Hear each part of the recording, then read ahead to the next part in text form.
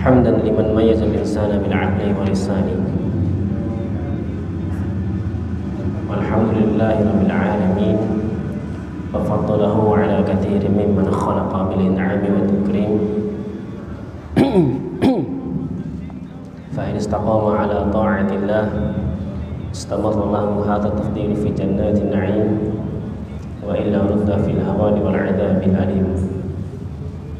أشهد أن لا إله إلا الله وهو الخلاق العليم وأشهد أن محمدا عبده ورسوله شهد له ربه بقوله وإنك لعلى خلق عظيم. وصلى الله عليه وعلى آله وأصحابه الذين ساروا على النهج القويم والصراط المستقيم وسلم تسليما كثيرا مزيدا. أما بعد،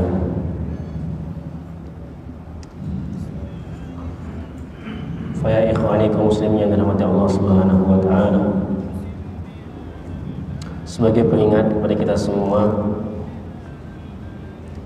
firman Allah Subhanahu wa taala, la in syakartum la azidannakum wa la in kafartum min adzabi lasyadid, yang sering kita ingatkan, dan kalimat ini juga sering dimulai oleh para duat, di mana setiap akan memulai pembicaraan maka akan dimulai dengan mengingatkan para jamaah yang senantiasa bersyukur kepada Allah Subhanahu wa taala.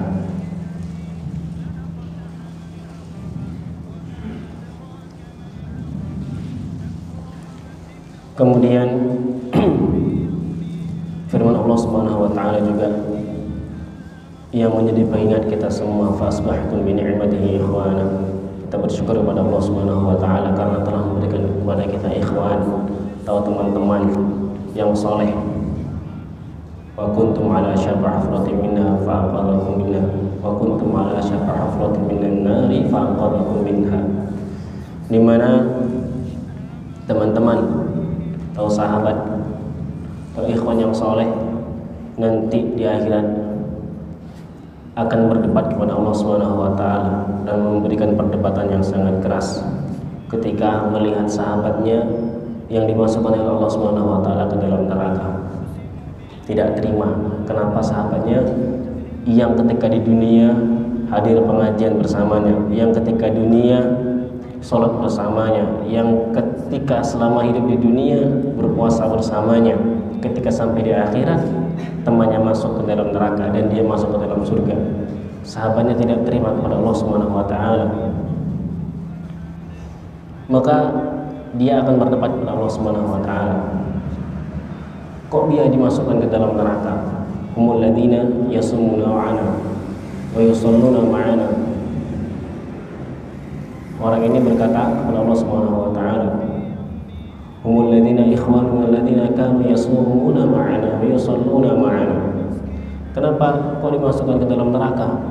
Sementara dia adalah ikhwan kami selama di dunia yang sama-sama berpuasa, yang sama-sama salat. Kemudian karena perdebatan inilah Allah Subhanahu wa taala menjadikan syafaat dan temannya yang masuk ke dalam neraka Allah Subhanahu wa taala angkat masuk ke dalam surga. Fa asbahtum bi ni'matihi ikhwana.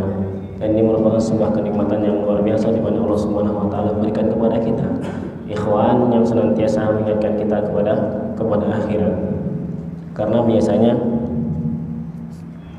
kita memiliki ikhwan, kita memiliki teman yang ketika duduk bersama kita maka pembicaraannya senantiasa membahas tentang masalah dunia, masalah dunia yang disebutkan oleh Allah Subhanahu wa taala, kullu man 'alaiha fan. Setiap segala sesuatu yang di dunia ini semuanya bersifat fan atau bersifat sementara. Bahkan disebutkan oleh hadis Nabi Muhammad sallallahu alaihi wasallam, dunia ini lebih hina daripada bangkai. Karena juga orang tua merupakan makhluk yang Allah Subhanahu wa taala sandingkan dengan kita. Manusia yang salah satu di antara manusia yang paling dekat dengan kita, dan disebutkan dalam hadis yang kita sebutkan kemarin bahwasanya surga berada di bawah telapak kaki ibu. Hadis ini hasan. Baik. Kita sedikit mengulang-ulang tentang ada ma'al walidain. Yang pertama yang kemarin asyukuru lil walidain, kita bersyukur kepada kedua orang tua. Saya mohon maaf, tenggorokannya agak sedikit enak ini. Baik.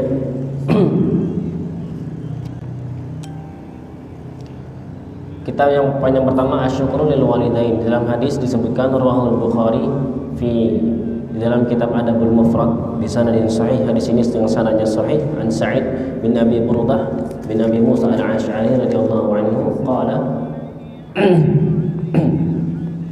sami'tu abi yuhadditsu annahu syahida Ibnu Umar wa rajulun yamani yatufu bil bait. Ini kita sudah jelaskan, kita baca cepat. Hamala ummahu wara'a dhahrihi, seorang laki-laki menggendong ibunya di punggungnya. Yaqulu inni laha ba'iruha al-mudallal, aku sudah menjadi tunggangannya. In ad'irat raqibuha lam ud'ar. Kalau aku merasa takut, maka orang yang menunggangiku tidak merasa ketakutan. Ma hamilat wa arda'atni aktsaru Allahu rabbi dzul jalalil akbar. Dan aku telah menggendongnya itu lebih lama dibandingin dia membawaku di dalam perutnya. Baik, artinya sahabat ini sudah menggendong ibunya lebih dari 9 bulan, karena biasanya rata-rata seorang ibu hamil itu kurang lebih 9 bulan. Itu maqala, kemudian dia bertanya kepada sahabat Umar, ya Ibnu Umar, aturani jazaituha, apakah aku sudah bisa disebut membalas jasa kedua orang tua? Kata Ibnu Umar, qala la, enggak. Wala bizafratin wahidatin, walaupun hanya satu kali hisapan susu yang kita hisap dari ibu kita. Nah, itu belum bisa dianggap sebagai balas jasa dan tidak bisa menyeimbangi satu hisapan susu yang kita hisap dari ibu kita. Padahal dia sudah menggendong ibunya, sahabat ini sudah menggendong ibunya selama lebih dari 9 bulan. Di dalam riwayat kalau tidak salah sekitar 12 bulan. Thumma tawafa Ibnu Umar fa'atal maqam fa shalla rak'atain. Kemudian Ibnu Umar bertawaf, kemudian sampai ke makam Ibrahim fa shalla rak'atain, kemudian salat 2 rakaat. Thumma qala ya Ibnu Abi Musa inna kulla rak'ataini yukaffirani ma amamuha. Jadi salat di depan makam itu bisa menghapus dosa. Baik. Hadis ini sudah kita jelaskan kemarin, ini sebagai tazkir saja. Kemudian poin yang kedua, lainil qaul lahuma wa ta'addab 'inda mukhatabatahuma. Berbicara lemah lembut kepada kedua orang tua, kemudian beradab ketika berbicara, ketika berhadapan dengan keduanya. Ini kadang mungkin kita lupa. Kadang kebablasan ngomong dengan suara yang keras. Padahal kata Nabi Muhammad SAW, kata Nabi SAW, atafruqun nar wa tuhibbu an tadkhulal jannah, apakah engkau mau jauh dari neraka kemudian mau masuk ke dalam surga? Qultu iya wallahi, kemudian saya mengatakan iya, pastilah. Qala ahayyu waliduk, Nabi Muhammad SAW mengatakan, apakah kedua orang tuamu masih hidup? Qultu indi ummi, kemudian sahabat ini mengatakan, iya saya masih punya ibu, artinya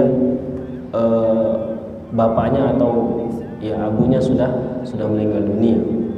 Qala fa wallahi law alanta lahal kalam wa at'amta ta'am la tadkhuluna al-jannah majtanabal kaba'ir. Kata Nabi Muhammad sallallahu alaihi wasallam, law alanta lahal kalam, kalau engkau melembutkan pembicaraanmu kepada ibumu, wa at'amtaha at'am, kemudian engkau memberikan makanan kepada ibumu, la tadkhuluna al-jannah majtanabal kaba'ir, maka engkau akan masuk ke dalam surga selama engkau menjauhi dosa-dosa besar. Selama engkau menjauhi dosa-dosa besar. Itu dari Nabi sallallahu alaihi wasallam. Kemudian diperkuat dengan hadis yang lain juga senada. Kemudian yang ketiga, alla yusafir illa biizniha, tidak boleh berpergian kecuali dengan izin dari keduanya. Di sini hadis sahih fi sahih an Abdullah bin Umar radhiyallahu anhuma qala jaa rajulun ila an-nabiy sallallahu alaihi wasallam fasta'adhanahu fil jihad. Datang seorang laki-laki kepada Nabi Muhammad sallallahu alaihi wasallam ingin izin berjihad, ingin izin pergi berjihad. Kemudian dikatakan faqala ahayyu walidak, apakah kedua orang tua masih hidup? Qala na'am, iya masih hidup. Qala fa fihi ma fajahid, kemudian kau kembalilah kepadanya dan kau berjihadlah. Artinya merawat, berbakti kepada kedua orang tua. Kemudian hadis yang sama juga disebutkan, Nabi sallallahu alaihi wasallam didatangi oleh seorang laki-laki. Qala fa hal min walidaika ahadun hayyu, apakah di antara kedua orang tua masih hidup salah satu di antaranya? Qala na'am bal kilahuma. Kata sahabat ini, iya, bahkan kedua-duanya masih hidup. Qala fatabtaghil ajra min Allah, apakah engkau mengharapkan pahala dari Allah Subhanahu wa taala? Seorang laki-laki yang datang izin minta supaya pergi bersama Rasulullah untuk berjihad. Kemudian pertanyaan ini dibalikkan kepada Nabi Muhammad sallallahu alaihi wasallam, apakah fatabtaghil ajra min Allah, apakah engkau benar-benar mengharap pahala dari Allah?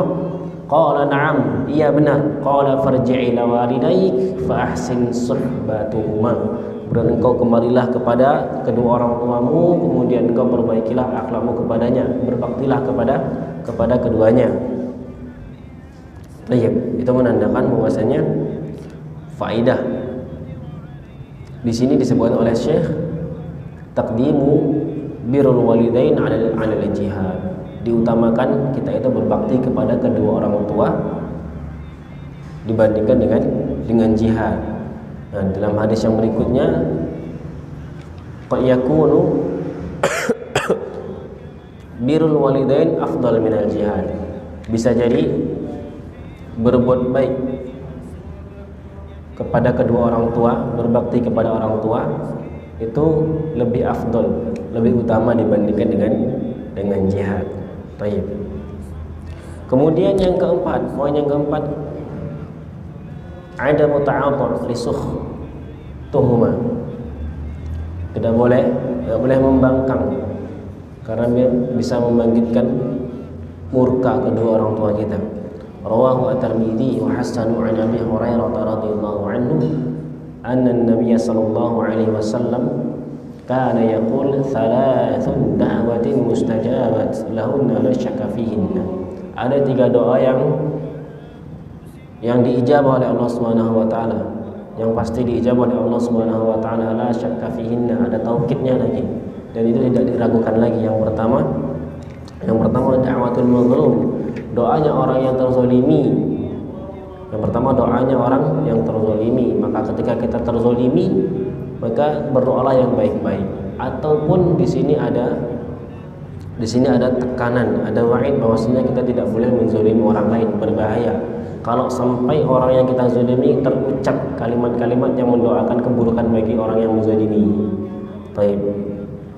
Kemudian setelah da'watul mazlum, doanya orang yang terzolimi, kemudian wa da'watul musafir, doanya orang yang lagi musafir atau sedang dalam perjalanan. Nah, doanya orang yang sedang dalam perjalanan juga mustajab, la syakka fihinna. Maka ketika kita sedang dalam perjalanan jangan lupa berdoa kepada Allah Subhanahu wa taala dan doanya akan Allah Subhanahu wa taala kabulkan. Kemudian wa da'watul walid 'ala waladihi, kemudian doanya kedua orang tua kepada anaknya. Doanya kedua orang tua kepada anaknya. Baik, ini kemarin kita sudah bahas hadis yang sangat panjang sekali. Hadis Juraij.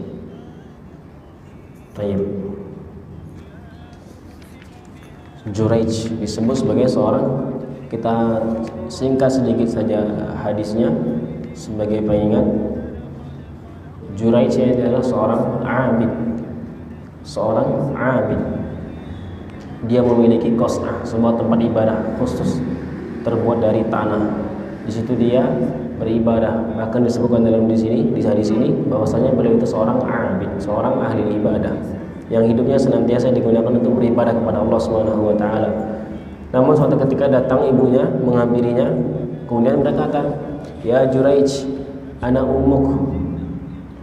Datang ibunya kemudian menemui Juraij berkata, "Saya ibumu." "Allahumma ummi wa salati." Juraij ketika itu di dalam qas'ah, di dalam tempat ibadahnya sedang salat. Kemudian dia mengatakan, "Allahumma ummi wa salati." Ya Allah, aku mau memilih mana, panggilan ibuku atau mau meneruskan salatku. Ketika itu Juraij sedang melaksanakan salat sunnah. Namun Juraij mengatakan apa? Fa akhtara salatahu. Kemudian dia memilih salatnya. Nah, inilah pentingnya takmilul ilm minal ibadah. Pentingnya kita itu berilmu dulu sebelum beribadah. Nah, di sini ada sedikit kekeliruan Juraij. Karena memang beliau di sini disebut sebagai abid, seorang ahli ibadah, bukan alim. Nah, kita lebih baik mengumpulkan keduanya, alim kemudian abid. Padahal lebih utama ketika itu karena beliau sedang sholat sunnah, maka lebih utama mengedepankan atau menyambut panggilan ibunya. Kemudian fakta sholat tahu, dia terus sholat, faraja'at tsumma adat. Kemudian kemudian ibunya pulang, besoknya datang lagi, sama kejadiannya, sama seperti itu. Yang ketiganya juga sama kejadiannya sama, sampai ibunya berdoa berkata, "Allahumma inni hadza Juraij wa huwa ibni." Ini adalah Juraij dan dia adalah anakku. "Wa inni kallamtu fa aba an yukallimuni." Dan aku ingin berbicara dengannya, namun dia enggan menjawabku.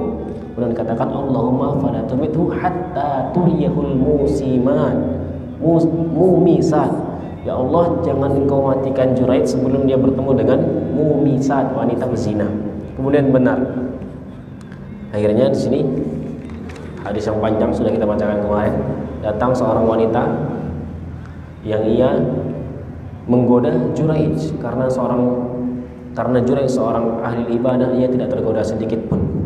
Dia tidak memperdulikannya. Akhirnya wanita ini menemui seorang pengembala, dan berzina dengan pengembala tersebut di qas'ahnya Juraij.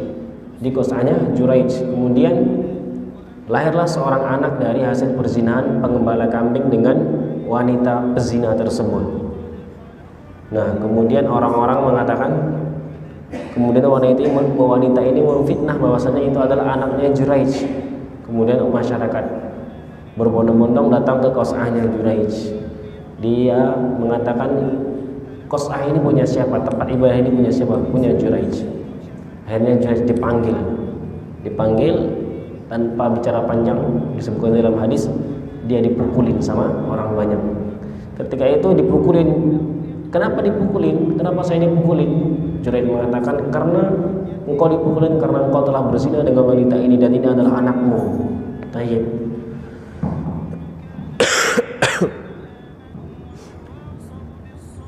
Kemudian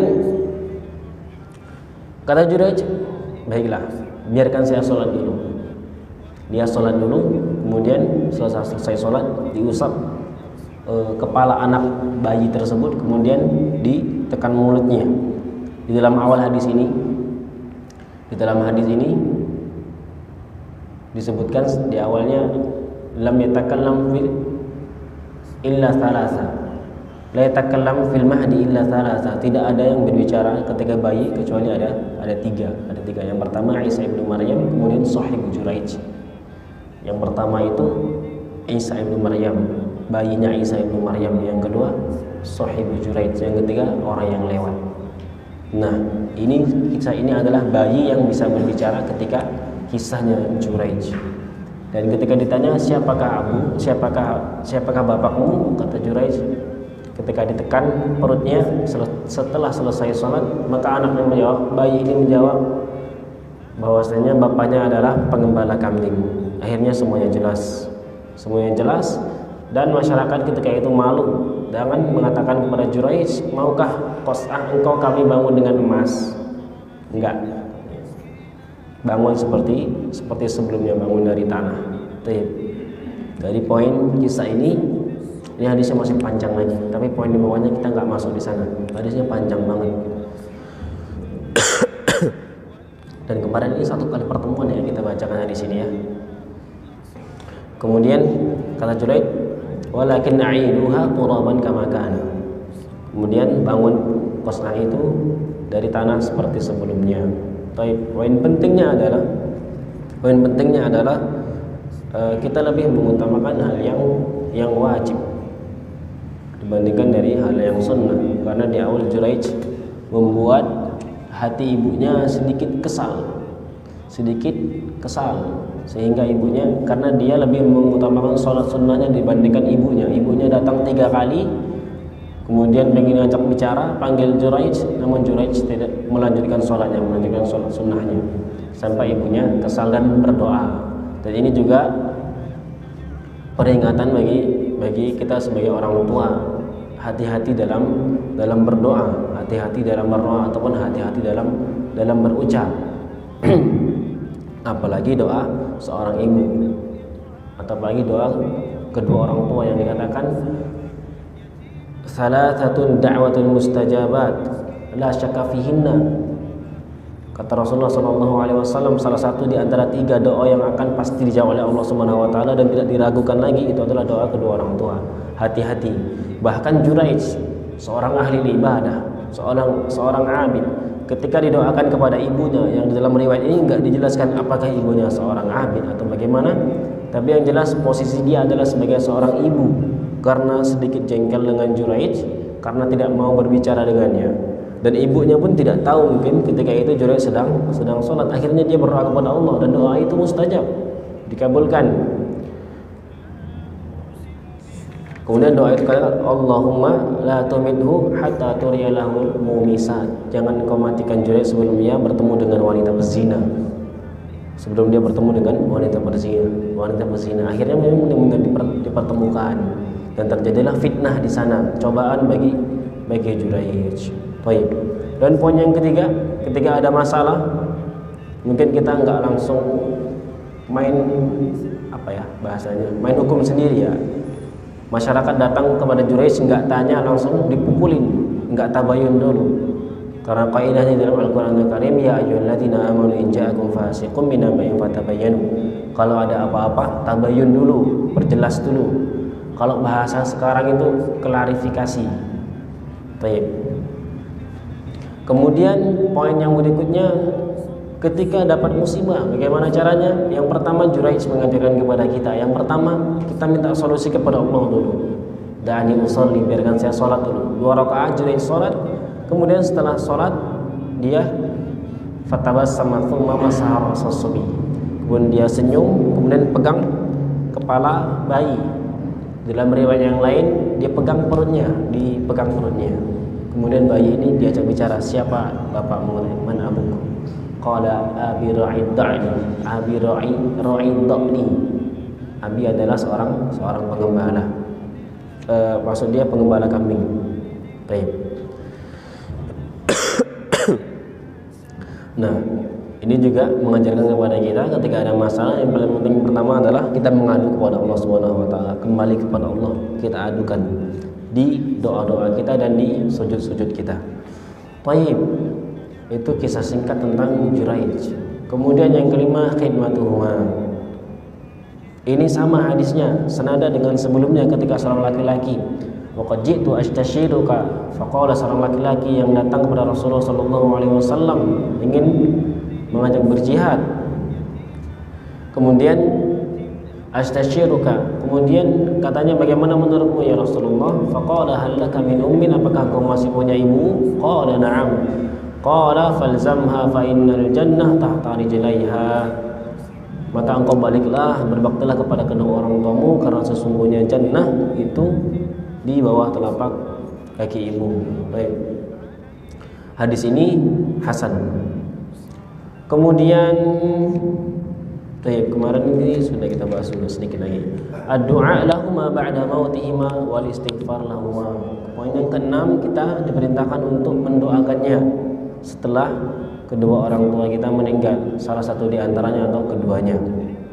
Tayyib. Dalam hadis yang sahih dikatakan, rawahu Muslim an Abi Hurairah radhiyallahu anhu anna Nabiy sallallahu alaihi wasallam qala idza mata al-insan inqada 'amaluhu illa min thalathatin. Jika anak Adam atau manusia itu meninggal dunia, maka terputuslah semua amalnya illa min thalathatin, kecuali ada 3 hal. Yang pertama, illa min shadaqatin jariyah, kecuali sedekah jariyah. Ini juga kita sudah jelaskan kemarin. Yang pertama sedekah jariyah, yang kedua au ilmin yuntafa'u bih, atau ilmu yang bermanfaat.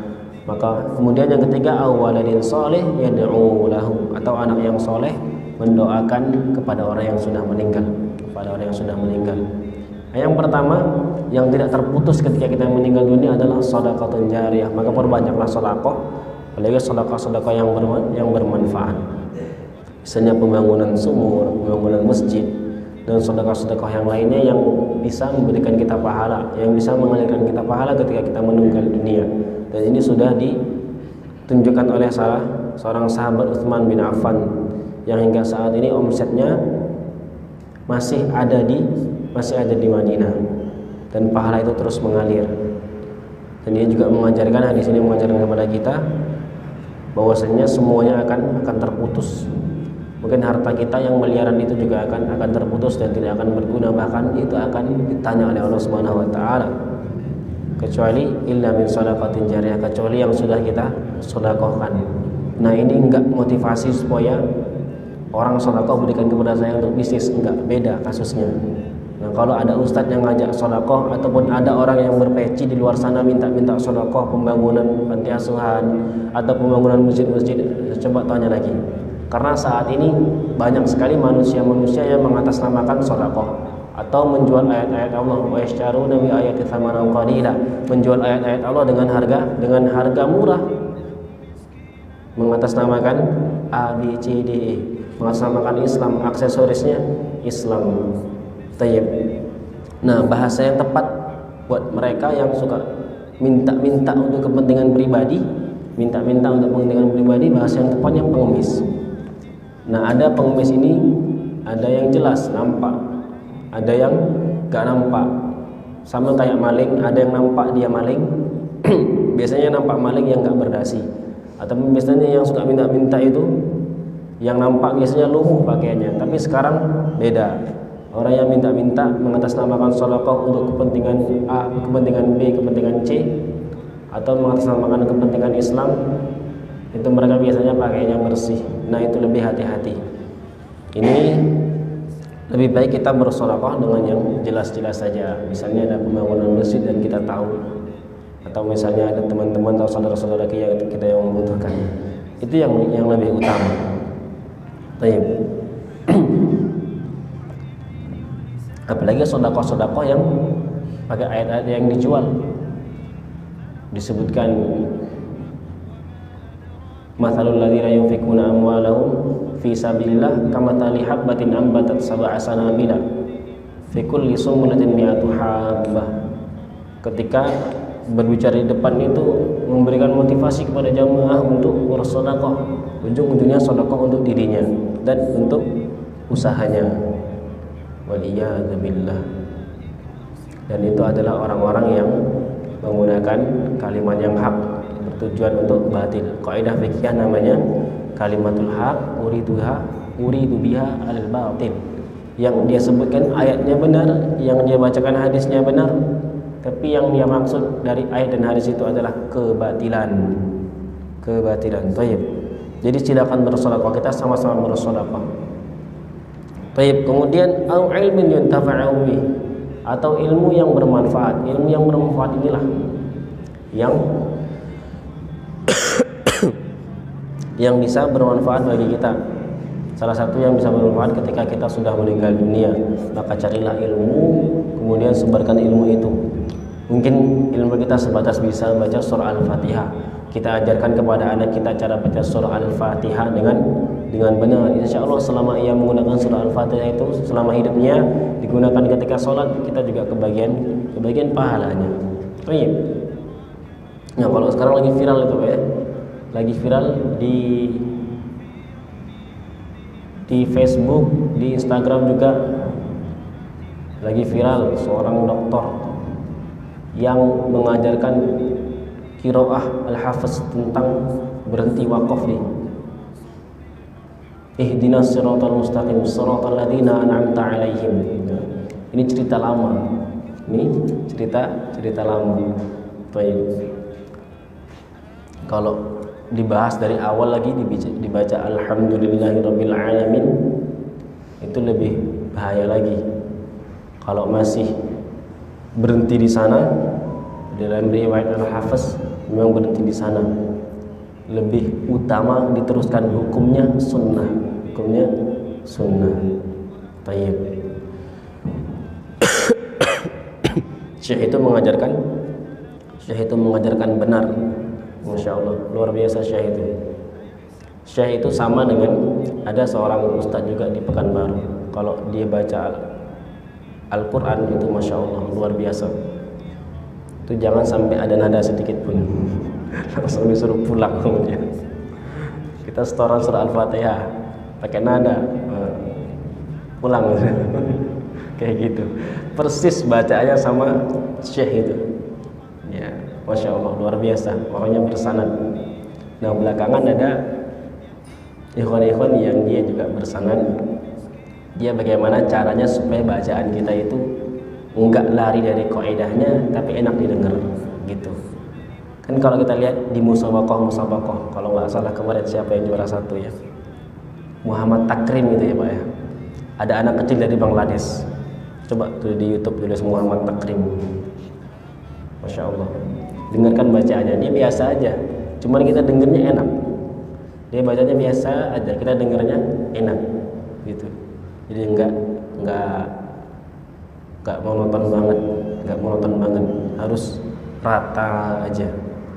Baik. Kan dikatakan oleh Nabi Muhammad SAW, laisa minna man lam yataghanna bil Quran, bukan golonganku yang tidak bernada ketika membaca Al-Quran. Zuyyinul Qur'ana bi aswatikum, hiasi Al-Quran itu dengan suara kalian. Baik. Jadi sesuai kita punya suara masing-masing, kita hiasi Al-Quran dengan suara itu. Nah itulah biasanya ini kok sampai ke sana ya, sampai surah Al-Fatihah ya. Ya, biasanya di sana kita melihat sesuatu yang baru, cepat itu.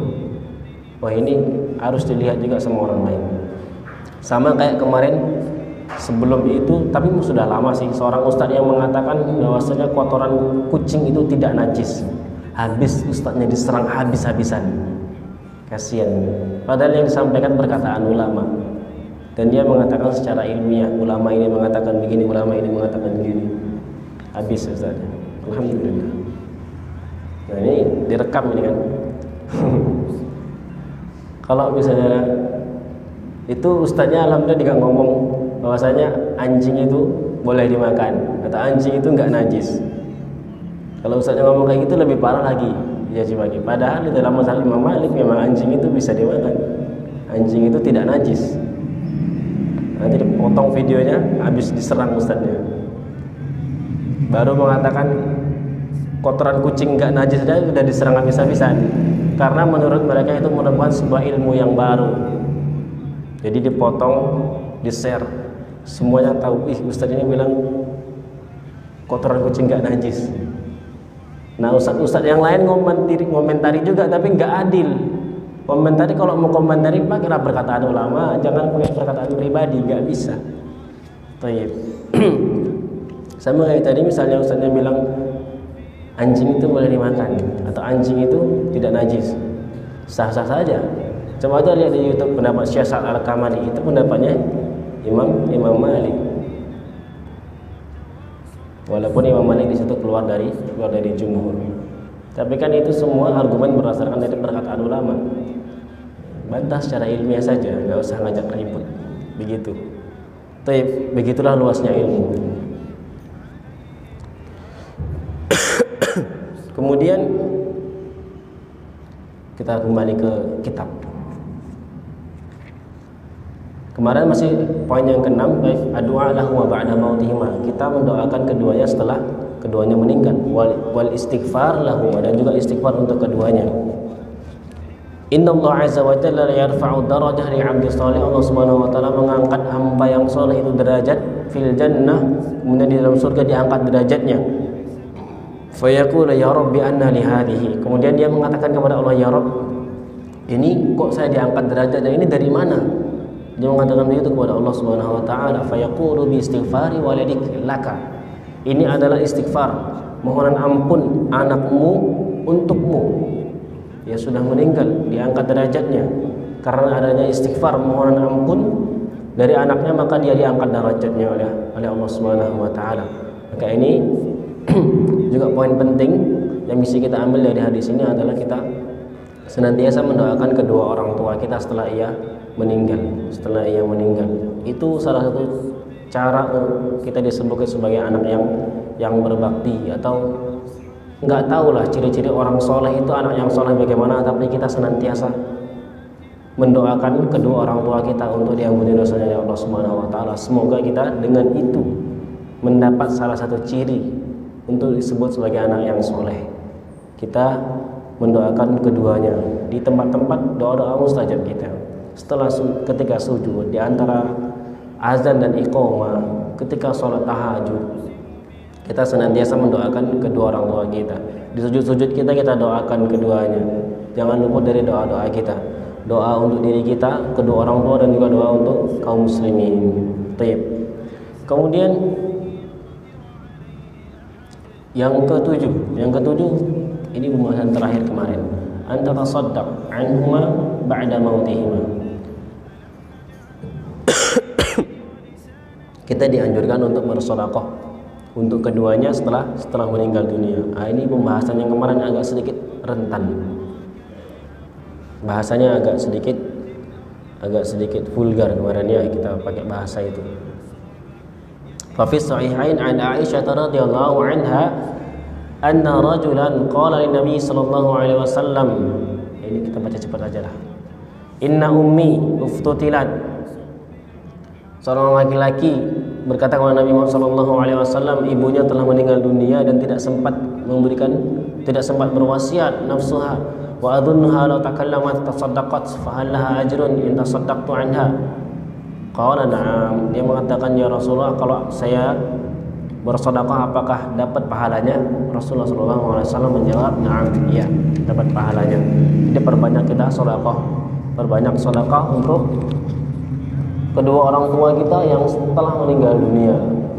Sedekah saja, niatkan untuk keduanya, bukan sedekah di hari tertentu, di waktu tertentu, dan itu kita mengundang orang banyak untuk melakukan hal-hal yang mungkin tidak diajarkan oleh Nabi Muhammad SAW.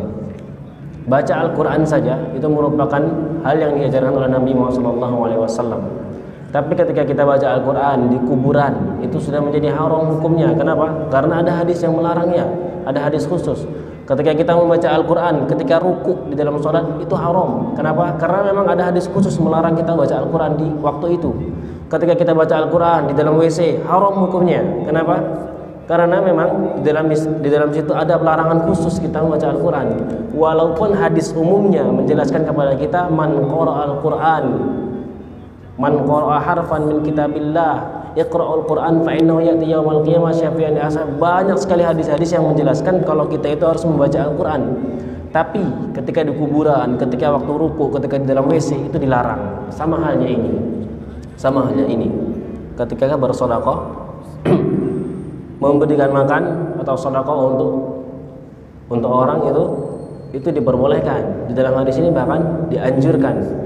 Nah, tapi banyak prakteknya yang kurang tepat. Sehingga ibadah itu menjadi sia-sia. Man 'amila 'amalan laisa minni fa huwa raddun. Yang beramal kalau tidak ada contoh yang dariku, maka itu amalan tertolak. Nah, begitu.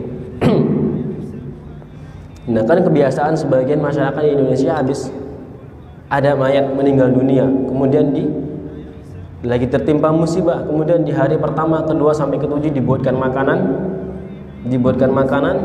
kemudian baca doa bareng-bareng di sana. Buat makanan tidak masalah, baca doa di situ enggak masalah, itu semuanya dianjurkan. Permasalahannya letak waktu di sana. yang menjadikan orang berkeyakinan itu adalah ibadah yang harus dilakukan setelah orang meninggal dunia, ritual yang harus dilakukan, yang wajib dilakukan ketika seseorang meninggal dunia, itu yang menjadi masalah. Sekarang silakan bersedekah untuk kedua orang tua kita, atau kita berikan uang ke masjid, ya 1000 atau berapa jumlahnya, kita niatkan ini adalah sedekah untuk kedua orang tua kita. Prakteknya itu yang benar, prakteknya itu yang menjadi masalah. Baik. Kan dikatakan dalam hadis Nabi Muhammad sallallahu alaihi wasallam, sina'atu ta'am 'indal mayit minan niyahah. Jadi ketika ada mayit yang meninggal kemudian dibuatkan makanan, itu termasuk dari bagian dari niyahah. Hadis ini diriwayatkan dari Jabir. Dari niyahah. Niyah itu adalah sesuatu yang haram. Niyah itu artinya meratapi orang yang meninggal dunia. Jadi membuat makanan ketika ada orang meninggal setelahnya itu minan niyah. Baik. Jadi kita bisa buat makanan, silakan buat makanan, berikan sedekah kepada orang, niatkan untuk orang yang tua kita yang sudah meninggal. Silakan, waktunya bebas. Ataupun misalnya mau bacakan Al-Qur'an, waktunya juga bebas. Di dalam kitab Ar-Ruh Imam Ibnu Qayyim menyebutkan membaca surah Al-Fatihah untuk mayit itu sampai, meskipun sebagian ulama mengatakan itu tidak sampai. Baik. Nah, sekarang yang jadi permasalahan ketika kita membaca surah tertentu di waktu tertentu dan menjadikan itu suatu kewajiban, itu yang jadi masalah. Seakan-akan itu menjadi sebuah ibadah. Sementara misalnya sholat subuh saja, itu waktunya hanya ketika pagi, ketika sudah jam 8 atau ketika sudah matahari sudah terbit, matahari sudah sudah jam 1 saja. Kita sholat subuh itu sudah nggak sholat subuh lagi namanya, nggak bisa seperti itu. Jadi ada ibadah itu yang muhaddad, waktu-waktu tertentu, sama seperti itu. Jadi sebenarnya bukan amal yang dilarang. Misalnya di situ kan itu kesering gini, di dalamnya ngapain? Tahlil kan, takbir, tahmid. Kok itu dilarang? Padahal itu diperintah. Memang itu semua diperintahkan. Bahkan hukumnya juga sunnah. Hukumnya sunnah. Kita diperintahkan wadhkurullaha katsira qiyaman wa qu'udan, zikirlah kepada Allah Subhanahu wa taala, perbanyaklah zikir, kita berdiri, kita duduk, zikir. Sekarang permasalahannya adalah ketika hal itu yang harus kita baca di waktu tersebut, itu yang jadi masalah. Sementara Rasulullah sallallahu alaihi wasallam tidak ada mencontohkan hal itu. Tidak ada mencontohkan hal itu. Dari awal meninggalnya orang tua Rasulullah, kemudian meninggalnya istri Rasulullah Ummahatul Mukminin, kemudian meninggalnya para sahabat, hal-hal tersebut tidak dilakukan. Bahkan di dalam hadis ini dijelaskan sedekah, berikan doa, berikan makan, bahkan berikan ataupun ziarah kepada kuburnya, ziarah kepada kerabat-kerabat dekatnya orang yang sudah meninggal dunia. Itu yang diperintahkan. Sekarang ini yang jadi masalah adalah prakteknya.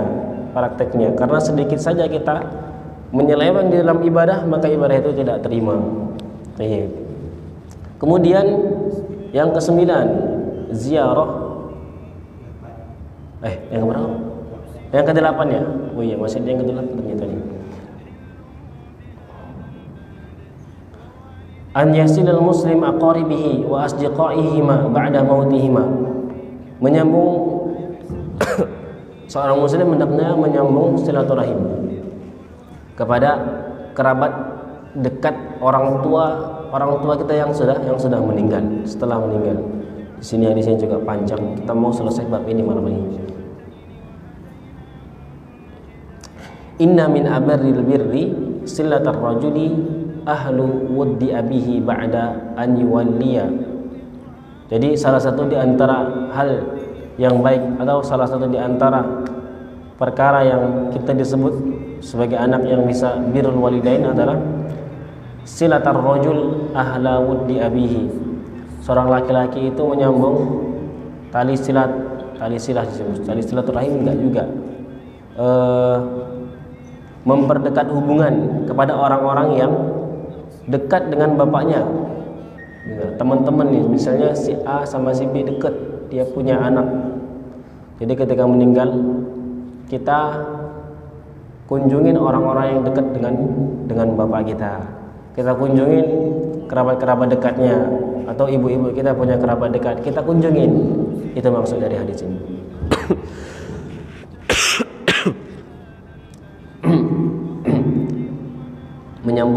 menyambung di sini fadlu silatu asdiqail ab wal ihsan ilaihim wa ikramihim.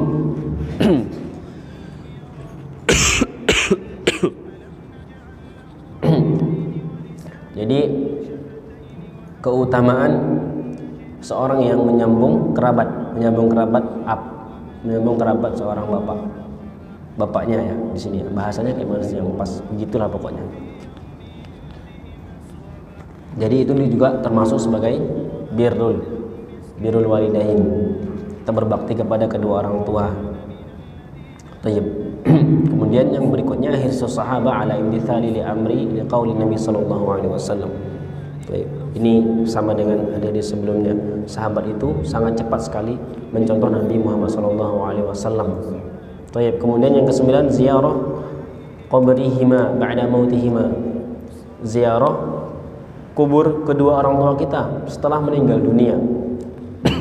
Nah, ini juga ziarah kubur ini disyariatkan, diperintahkan. Nah, tapi bermasalah di kuburan itu banyak sekali hadis-hadis Nabi Muhammad SAW yang melarang kita untuk berbuat sesuatu di kuburan. Coba cari deh, nanti kita bahas satu persatu. Di dalam kuburan itu banyak sekali riwayat, nggak boleh gini di kuburan, nggak boleh begini di kuburan, nggak boleh begini di kuburan. Di kuburan itu hati-hati. Di kuburan berhati-hati. Bahkan pakai sandal pun sunahnya nggak pakai sandal. Dan itu terasa aneh itu. Itu terasa aneh. Terasa aneh di telinga orang-orang yang mungkin belum mengerti. Ziyaratu qabrihima ba'da mautihima. Rawahu Muslim an Abi Hurairah radhiyallahu anhu qala zara Nabi sallallahu alaihi wasallam qabra ummihi. Nabi Muhammad sallallahu alaihi wasallam menziarahi kuburan ibunya, fabaka, kemudian menangis. Menangis juga disyariatkan. Nanti ada faedah hadis di sini. Wa abka man haulahu, kemudian orang yang di sekitar Nabi Muhammad sallallahu alaihi wasallam juga ikut menangis. Faqala istadzantu rabbi fi an astaghfir laha. Nabi Muhammad sallallahu alaihi wasallam, aku minta izin kepada Allah Subhanahu wa taala untuk memohonkan ampun untuk ibuku. Rasulullah sallallahu alaihi wasallam minta izin kepada Allah Subhanahu wa taala supaya dosa ibunya diampuni. Nah, ini pembahasannya luas lagi nanti ini. Kemarin sempat cekcok juga ini. Falam yu'dhan li. Kemudian Allah Subhanahu wa taala tidak mengizinkan Nabi Muhammad sallallahu alaihi wasallam untuk memohonkan ampun untuk ibunya. Wasta'dhantuhu fi an azura qabraha fa'udhina li. Kemudian Nabi Muhammad sallallahu alaihi wasallam minta izin kepada Allah Subhanahu wa taala untuk ziarah ke kuburan ibunya. Kemudian fa'udhina li, kemudian diizinkan oleh Allah Subhanahu wa taala. Fazurul qubura fa innaha tudzakkirul maut. Maka kata Rasulullah sallallahu alaihi wasallam, maka ziarahlah ke kuburan, fa innaha tudzakkirul maut, karena itu bisa mengingatkan kita dengan kematian. Biasanya bertambah takwa kita kalau kita ke kuburan. Enggak tahu ya. Biasanya kalau kita ke kuburan, tapi nggak tahu, mungkin setiap orang berbeda-beda. Itu ada rasa takut kita kepada Allah Subhanahu wa taala. Tapi kemarin Masya Allah sedikit. Kemarin kita sempat mengantarkan ada saudara kita yang meninggal dunia. Sampai di sana Masya Allah pemandangannya itu luar biasa. Ada orang yang lagi dikubur, kemudian orang-orang yang di sekelilingnya bercanda-bercanda sambil merokok, ketawa-ketawa. Masya Allah, saya nggak bisa kebayangkan, nggak bisa berkata apa-apa dengan itu. Semoga Allah Subhanahu wa taala memberikan hidayah kepada kita dan mereka semua yang belum memberikan hidayah. Dan juga Allah Subhanahu wa taala memberikan taufik kepada kita dan juga kepada mereka semua. Baik, sampai sini katanya. Barakallahu fiik. Semoga Allah Subhanahu wa taala meridhai dan merahmati pertemuan kita. Subhanakallahumma wa bihamdika asyhadu an la ilaha illa anta astaghfiruka wa atubu ilaik. Assalamualaikum warahmatullahi wabarakatuh.